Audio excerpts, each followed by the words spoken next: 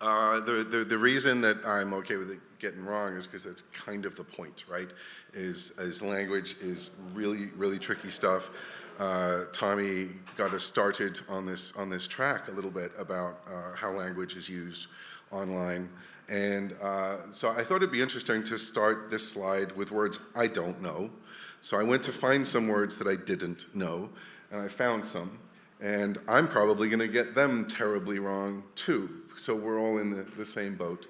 And I can read it here, I guess. So I shall stop turning around for the camera.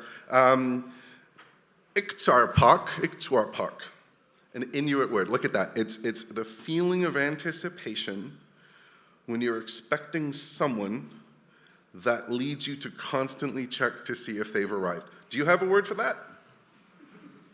No, you have to say that whole sentence, right? But there's a word, iktuarpak, and I'm getting that terribly wrong. This next word comes with, by the way, just the most beautiful imagery. If you Google it, I mean, the images that come up are fantastic.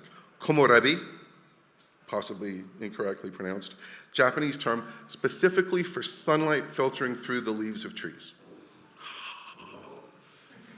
Lovely, right? We needed a word for that. Thank you.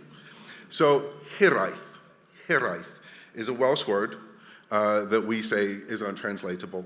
And I'm from Wales, I'm from Cymru. I will get into the name of it in a second. And it specifically reflects the type of longing for something you don't have from your homeland, the longing of the Cymru land, the land where we live. And for some folks, it's also of sort of a romantic past that maybe never really existed, but still. So I'm from Wales. Jaz is a strong Welsh name that no one's ever heard of. Wales is a very small country, sticks out the left-hand side of the United Kingdom, not so united these days. And just, you know, sort of a quick, we got the best flag in the world, clearly, dragon.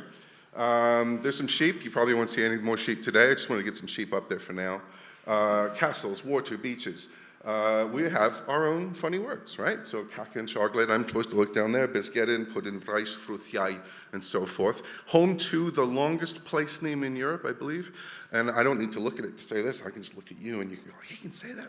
Llanfair plus gwyn gell goger, chwyn robert llantysilio, go, go, go.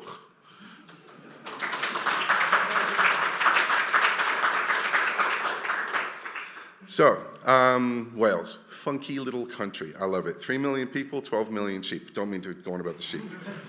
Lots of sheep. So, second most sheep per capita after New Zealand. Interesting fact.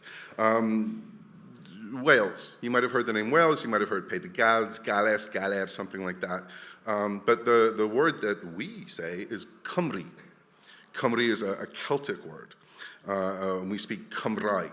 And the reason I bring this to the attention today, it informs this project and certain sensibilities to a certain degree, is that Wales is a Saxon word, or derives from a Saxon word. Wales is a word that means foreigner.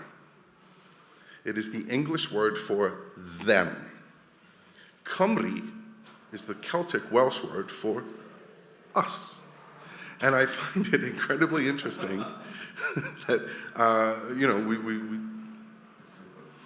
I find it incredibly interesting. So the Welsh language, a very old language, Brythonic, Celtic derivation, close to Gaelic and some other Britannic. The number of Welsh speakers in Wales is dropping precipitously. And we can get into all kinds of weird political and funding reasons about why that may or may not be, but it is falling.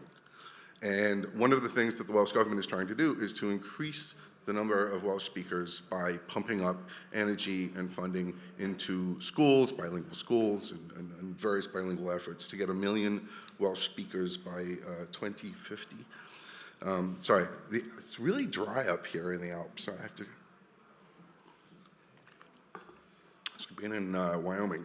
So when I looked at where is the Welsh language used, it's certainly used in very strong Welsh-speaking parts of Wales. But online, if you look here, you can see that if you're texting a Welsh-speaking friend only a fifth of people would use the Welsh language.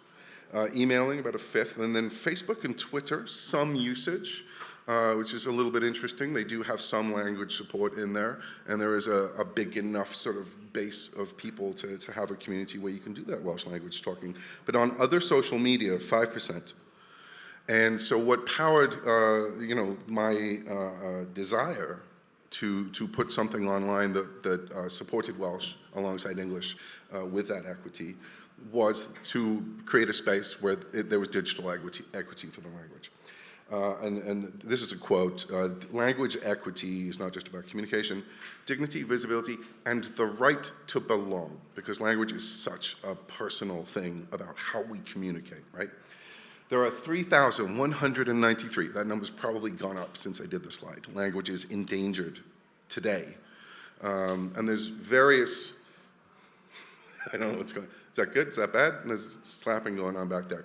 So how to take a project that wants to increase and improve and make more available the use of Welsh language, Cymraeg, alongside English in a social networking environment, using what code, right? Who writes the code, who owns the data.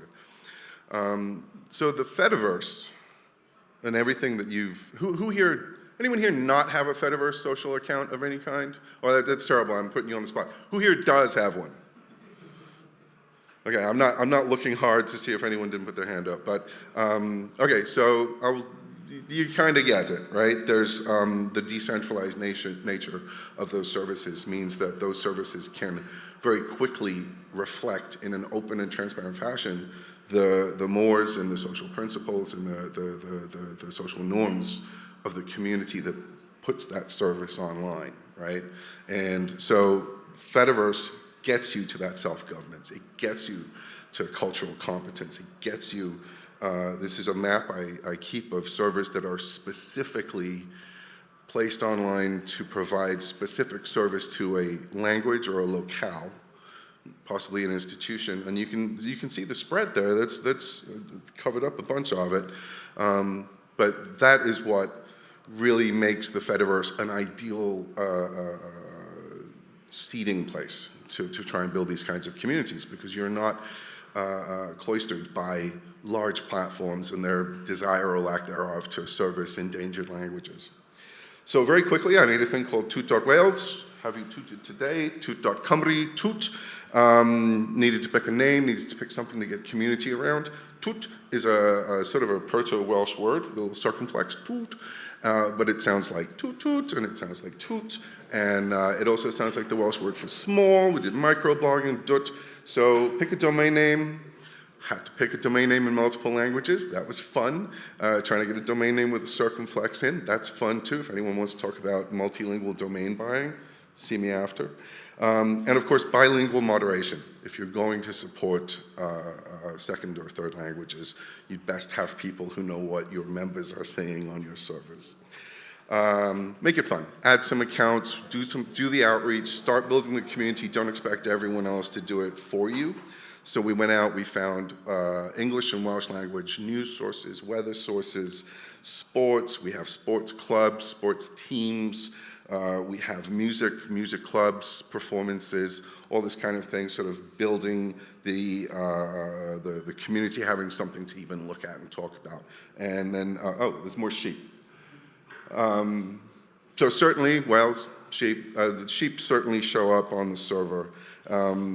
Then once you've made that and you've created that space, you have to promote it. And I think one thing that I would like to do more of is to talk to folks who are trying to build what might start out as very small communities, and Toot started out with 10, 20 people, and now we're 10, 12,000 people. The promotion was not insignificant. I wrote articles for Welsh language newspapers and radio. I did interviews. I got the early adopters to go out to their local newspapers and talk to those people. We made some cheesy videos. We posted those on all of the other social media sites. I'm like, hey, looking to leave? Look at this over here. So the promotion was a very real piece of getting this out of the door. It's not just six people you know. If you're trying to build something that fosters that inclusionary principle, people have to know it exists to come and use it. The story so far, sippy. About 10% of the posts on the service, this is a Mastodon server, are on Gymraeg. They're Welsh language posts. One thing that we said up front was we absolutely allow a conversation to switch between English and Welsh, even if it stays between you're speaking English, you're speaking Welsh. We accept that. We accept the code switching. We accept the bilingualism. Make it work. And we see it. We see it happening, where people might start off in English, move to Welsh, or maybe flip between the two, or then it gets into Wenglish, where we're sort of mixing words in. Let me just look real quick. I actually put a thing out and I said, tell me why you're here, why do you like being here? And of course I got some Welsh language responses. So there's no algorithm, people talking, no ads, no brands, blah, blah, blah. And then mae hyd yn oed pobl yma twtiau yn Gymraeg. I can even see toots in Welsh if I come here. Interesting too is that we picked up Welsh language learners from all around the world, Japan, South America, and so forth. But what can you do about this? This is just my story. This is just the little thing I did. So I came up with 4 things you can do. I've got 2 minutes and 35 minutes to tell you, 35 seconds to tell you. So if you speak a regional, minority, endangered language, use it online. Get online. It is language. It is, as Tommy said, it only happens if we're doing it. Use it, own it, and make that part of your identity if you're comfortable with that. If you are a tech or a translator, help enable the localization and translation of the platforms. If you speak one of those languages, go to Mastodon's Crowdin or any of the other platforms. I picked Mastodon because I'm talking about a Mastodon server. But get on there and add those translations. They're crowdsourced. This is the joy of open platforms. It's all of us.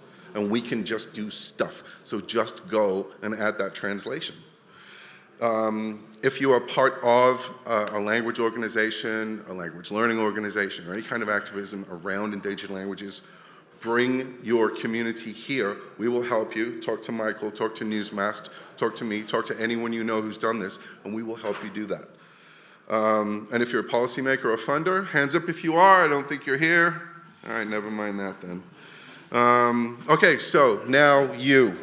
What I've got here is I'm going to give you 2 QR codes. The QR code that you will see on your left gets you to this fantastic database of servers that are listed by language, locale, and topic. So if you're interested in maybe getting off a larger server that you've kind of signed up for, and you're like, I wonder if there's one, Tyrol.social, for example, is here. On the QR code on the right is a handy-dandy UMap map that you can bookmark, keep an eye on.